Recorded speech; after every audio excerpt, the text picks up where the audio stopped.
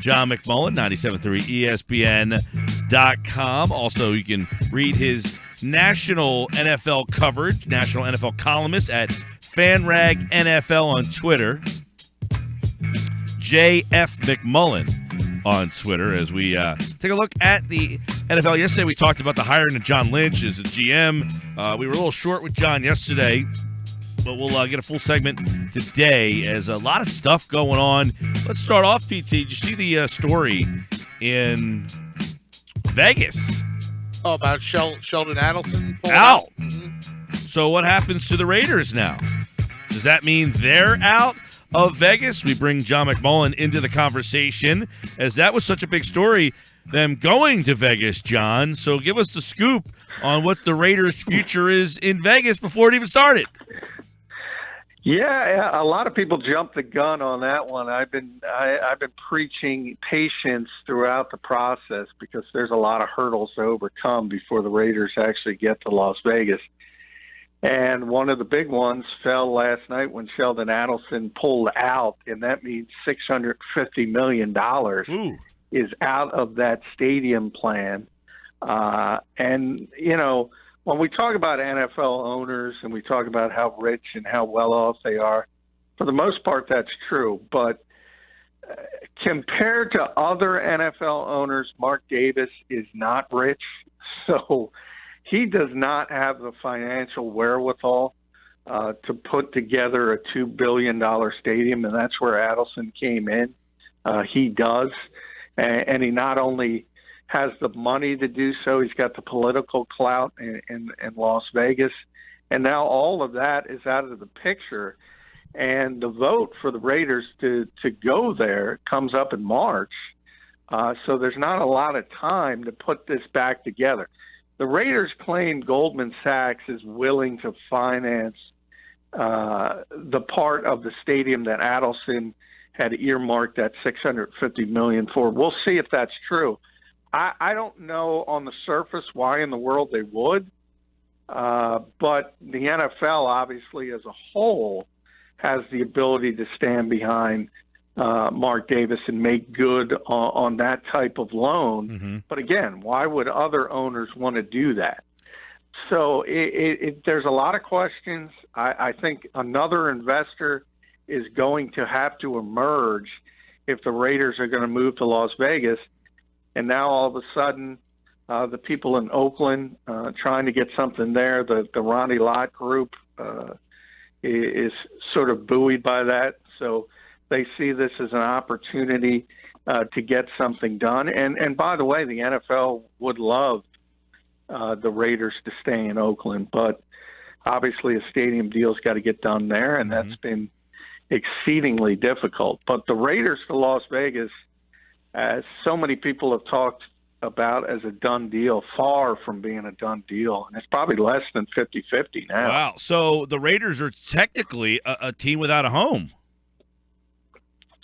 Well, they've already committed to playing the next 2 seasons in Oakland. So whether they were going to move to Las Vegas or not, it was going to take a while to build that stadium, obviously. And the earliest they would so they were not intending to leave Oakland to play at, say, UNLV for a year or two until they got a stadium built. So they were going to stay in Oakland, unlike San Diego, right? So San Diego's out of San Diego. They're done. They're going to L.A. You wonder if they could get themselves out of the L.A. deal and try to work themselves into a Vegas deal. Yeah, well, I mean, the problem is Sheldon Adelson, and why this fell apart is because Mark Davis got he was trying, Adelson was trying to get a piece of the Raiders, and Mark Davis didn't want to give that up. And there was speculation that Adelson, because he's so much better off financially, that he would sort of tether himself to that franchise and eventually take it over and force Mark Davis out. So that was the concern from the Raiders standpoint. And there's so much to it that has to do, not as I said, this is an interesting part of it. Sheldon Adelson owns the Las Vegas Review-Journal, the newspaper there. And already, he's got the ability to give them stories and give them scoops and sort of derail things in the public spectrum for Mark Davis. So this is a huge deal, and it's not good if you want the Raiders to be in Las Vegas. No, because so basically, kind of map this out for us here, because this is a very interesting story. Because Oakland, they're a franchise that has fans everywhere. Davis wants to get a new stadium in Oakland. We know that. So they reach out to Vegas, and this Adelson basically says, "Yes, I'll help you build a stadium." Why does he pull out? Because it apparently looks like he is definitively pulled out of this situation. Yeah, he pulled out because the Raiders want to the stadium authority there, the government body that's going to run the stadium for the Raiders if it's ever built. And he gave them a proposal to talk about rent and talk about distribution of funds. And he did that without speaking to Sheldon Adelson or without getting any input from him. So that was the point that upset Adelson and forced him to pull out of the deal. And again, people around the Raiders kind of understand that Mark Davis was very upset at the kind of deal Adelson was pushing for, which included getting a piece of the team, which he did not want to give up. So that's basically the breaking point, and that's why the Raiders went ahead. They claim, again, it's a claim that they have the financing without Adelson from Goldman Sachs. We'll see if that's true. But that's a lot of money. Yes. And then the second part is Adelson is so well connected in Las Vegas politically. He's the big reason why they were able to get the $700 million from the city through a hotel tax. So that could ultimately fall apart. Yeah, but was the NFL like at ease with Adelson being a part of his involvement in the deal? It seems like he would be a guy that the NFL wouldn't be too keen on being a part of something like this. No, they're not keen with him getting a piece of the team, and that's why there is a rule that you cannot own a casino and be an NFL owner. Cool. He owns Sands Casino. So if he did get a piece of the team and it eventually took over, you can't have majority control owning a casino. So that's another set of murky circumstances you have to work out. Now, from the original deal, the $650 million he was put together was specifically for the stadium only. And then you had to question, why would somebody out of the goodness of their heart put up $650 million just to build a stadium for Las Vegas? Yeah. Now, he likes UNLV. He wanted them to be involved. But many people asked that question, including myself at the beginning of this. And the reality is we got our answer. Nobody's going to do that without an ulterior motive. And the ulterior motive was he wanted a piece of the Raiders. So the Raiders feel or felt maybe that Goldman Sachs would still foot this 650 or be a part, and now they're reevaluating their part in this as well, right? Yeah, I mean, because it's not only 650. The Raiders had earmarked and put in $500 million for this stadium, which is basically a $2 billion project. $700 million coming from the city, $650 from Adelson, $500 from the Raiders. Wow. So when you're talking about Mark Davis can't write a check for $500 million. So that Goldman Sachs was going to finance that $500. This is fascinating, by the way. This is unbelievable. Yeah, now they got to finance $1.2 billion. Billion, right. I mean, they got no shot. They got no shot without Adelson, it sounds like. I would imagine that would be my take. So here's a question.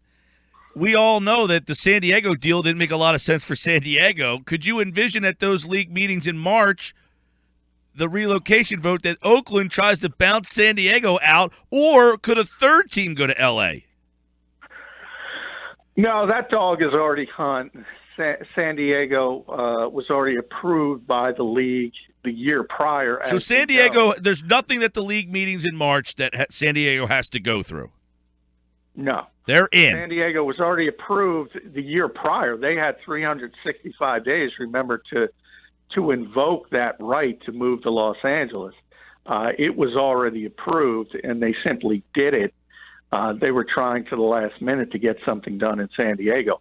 Only if San Diego turned down the ability to go to Los Angeles was Oakland then in play, and Oakland would have then had an opportunity to go to Los Angeles. But the Chargers took that right, and they're in Los Angeles. Right.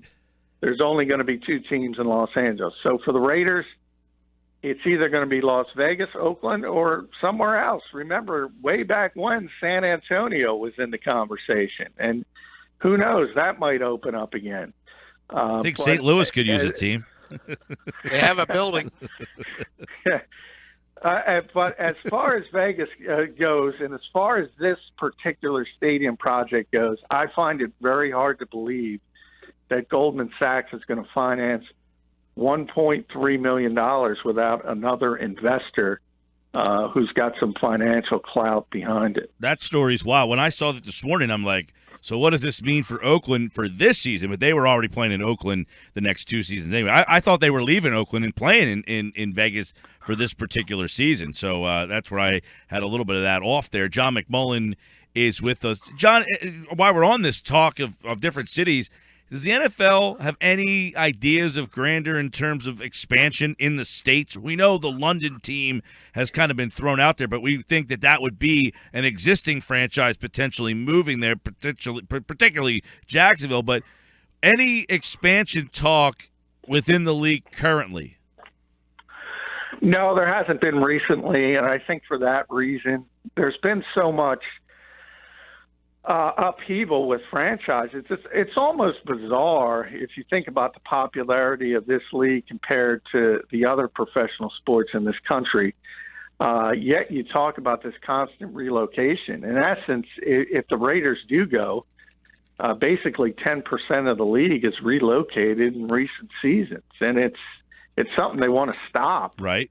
And so when you talk about expansion, that brings into another set of not only do they have the 32 teams that they're comfortable with, but the last thing they want is other markets to deal with when they can't seem to get everything right in the current markets. And it's been one of the issues that Roger Goodell has dealt with, and one of the few he hasn't been successful in from a business standpoint, because except for St. Louis to Los Angeles, which the NFL wanted, the NFL hasn't wanted any of the other of these moves. They don't want them. They don't want the Raiders in Vegas. They didn't want the Chargers in Los Angeles. And they rarely, as I said, want teams to move. The lone exception was St. Louis to Los Angeles.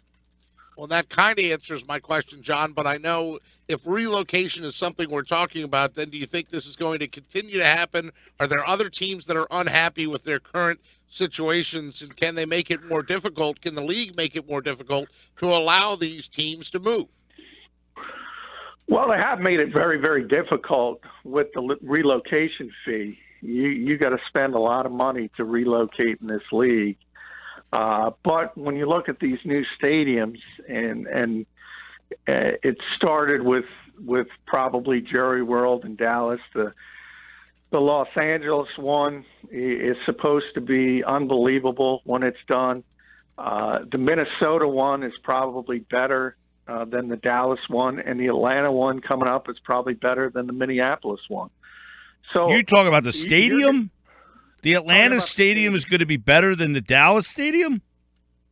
As far as not as far as the grandiose nature of the structure, right, but as far as, yeah. I mean, the Minneapolis one, people who've been there say that's better than Dallas. Wow. As far as the amenities and things like that. And they keep getting better and better and better. and Atlanta's supposed to be better than Minneapolis, and as I said, Los Angeles is supposed to be better than everything. So as these structures around the country get older and older, remember, the Georgia Dome, I think, is 25 years old. 25 years. That's it. Yeah, Josh told us before, just to put it in perspective, for Atlanta, that because they had a baseball stadium just built. Turner Field was, I feel like they just opened that place, that Bartolo Colon made his debut the first year of Turner Field, and now he'll pitch again in this new stadium. They haven't even been there 20 years, the baseball stadium. Yeah. And I remember when Camden Yards opened up in Baltimore, and everyone was raving and talking how beautiful it is. Now it's regarded as a dump, basically. And that's just how quickly it goes in this nature. You would imagine it would have to stop at some point because the cost of these buildings is absurd. As we said, in Las Vegas, you're talking about $2 billion. In Los Angeles, it's $3 billion. But one thing the NFL has done, they did it in Minneapolis, they did it in Atlanta, and they're doing it consistently, is they contribute usually $350 million to these stadiums and sort of create a multi-tiered partnership with public money, the NFL kicking in money, and the teams themselves kicking in money. That's how they've been able to get it done. But everybody is going to be jealous.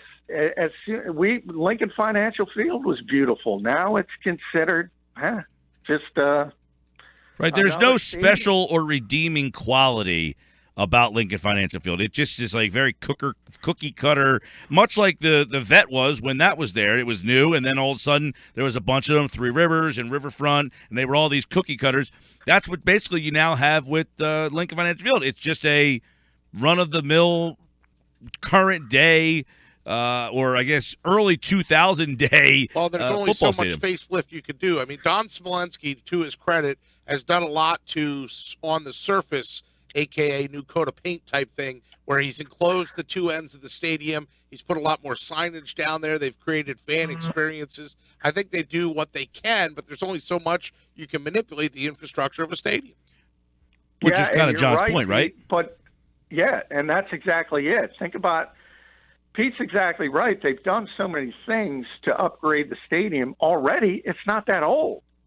But, when the Eagles go to Dallas and they visit Minnesota and they visit Atlanta in the coming years and Los Angeles when the stadium is built, you can bet they're going to be jealous.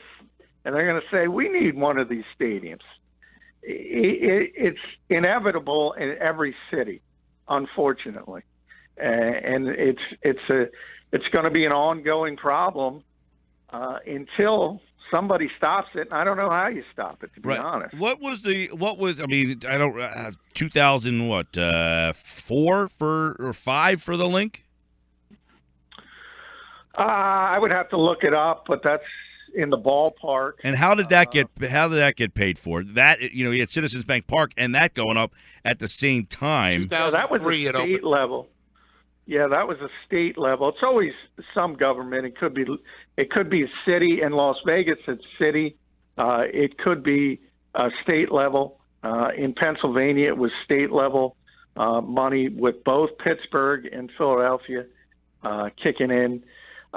So it's always something as far as the local government has to get involved, and also the franchise was involved and the NFL was involved. 2003, August of 2003, and it helped the Eagles that Heinz Field had gotten built in 2001. So to your point, John, Philadelphia voters or the eastern side of the state had spent some of their taxpayer dollars to help Heinz Field get built. So then in return, when Lincoln Financial Field was getting built, then like you said, the western side of the state then contributed some money state-wise back toward Lincoln Financial Field. Correct, and that's kind of rare usually, especially in a state this size. It's usually more localized in other cities. In Minnesota, it was statewide, but that's statewide team. As I said, Vegas completely city, and it was going to be a $700 million hotel tax. To San Diego, same thing. Projected when they tried to pass the stadium bill, it was going to be a localized hotel tax funding it, but that didn't work. So from the political standpoint, it could vary from stadium to stadium, but it's the local governments have to be involved at some point. And you said Vegas and the city. I thought I saw a quote from a Clark County commissioner or something that you had in your article that even he was skeptical that this was going to go forward, the Raiders plan? Yeah. And again, that quote was gained by the Las Vegas Review-Journal, so which is owned by Sheldon Adelson. So take it with a grain of salt. But no, I mean, he's the government official. And a lot of people say Adelson owns some government officials there. And that's the point. That's how murky this situation is. But, from a common sense standpoint, it's Mark Davis just doesn't have the money to finance $1.2 or $1.3 billion. And that's what I think he was speaking to. It just doesn't make sense on paper. It's a very interesting story, very bizarre in its own right, too. And, wow, we'll keep tabs on that. Good stuff from John at JF McMullen on that Raiders story, which we'll see if the Raiders – a lot of people don't want the Raiders to move. I know the league, as you mentioned, doesn't want them out, and some people are very trepidatious about putting a team in Vegas to begin with. So this could be the league getting out of that situation, something to keep an eye on. All right, John, good stuff, pal. All right, thank you, guys.